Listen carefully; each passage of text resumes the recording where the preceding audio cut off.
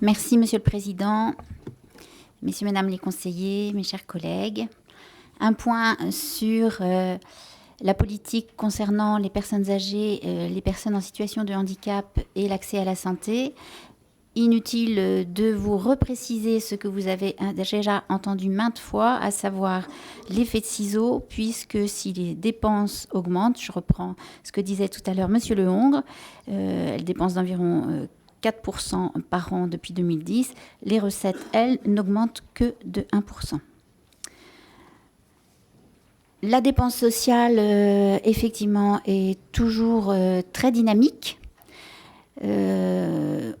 Juste pour repréciser, mais je ne m'y attarderai pas parce que Madame Afida l'a déjà évoqué en matière politique, la loi de janvier 2002 concernant l'action sociale et médico-sociale demandait au département d'arrêter des schémas concernant les différentes filières sociales qu'il a en charge. Et depuis fin 2015, nous travaillons à un schéma unique commun aux différentes politiques de l'action sociale.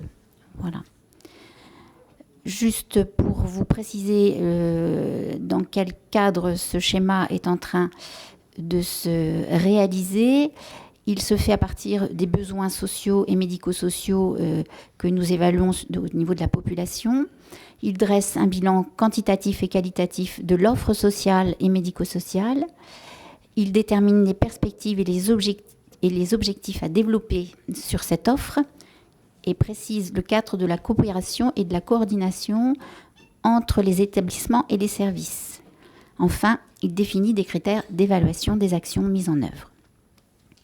En ce qui concerne la politique et la charge financière du secteur personnes âgées et personnes en situation de handicap, elle se décline sur deux prestations principales, à savoir l'allocation pour les personnes âgées en recherche, par rapport à leur autonomie, excusez-moi.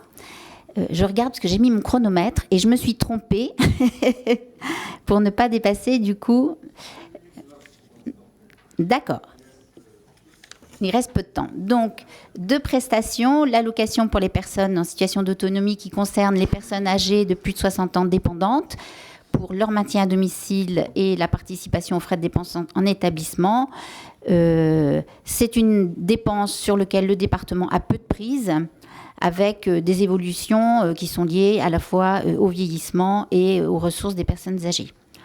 Voilà. Une deuxième, donc dans cette prestation, seront à prendre en compte la progression effectivement du nombre de personnes âgées, l'augmentation des dépendances, puis comme nous vieillissons plus longtemps, nous avons des degrés de dépendance plus importants en fin de vie, et puis enfin les tarifs des structures d'accompagnement de ces personnes âgées.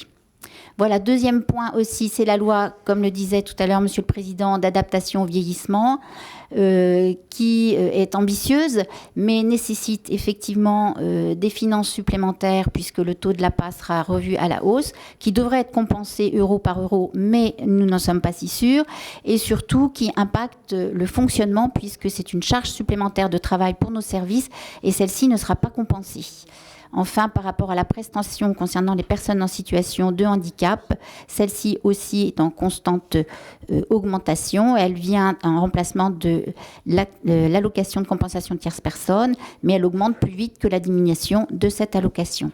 Un dernier point sur l'accès à la santé, avec, comme vous le savez, une démographie médicale très faible dans le département de l'Eure, puisque nous sommes un des départements les plus pauvres en densité de médecins, et en particulier de médecins généralistes, alors qu'on a une morbidité assez importante et une mortalité prématurée, c'est-à-dire de gens de moins de 65 ans, qui elle aussi est importante.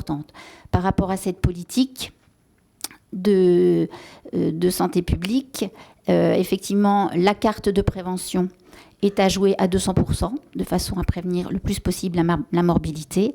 Et par rapport aux médecins et l'attractivité de notre département, plusieurs pistes effectivement à envisager. On a déjà parlé des maisons de santé, de l'aide à l'installation des jeunes médecins chez nous avec des contrats territoriaux. Reste encore à communiquer et à faire valoir les richesses et le dynamisme de notre département auprès des futurs jeunes médecins.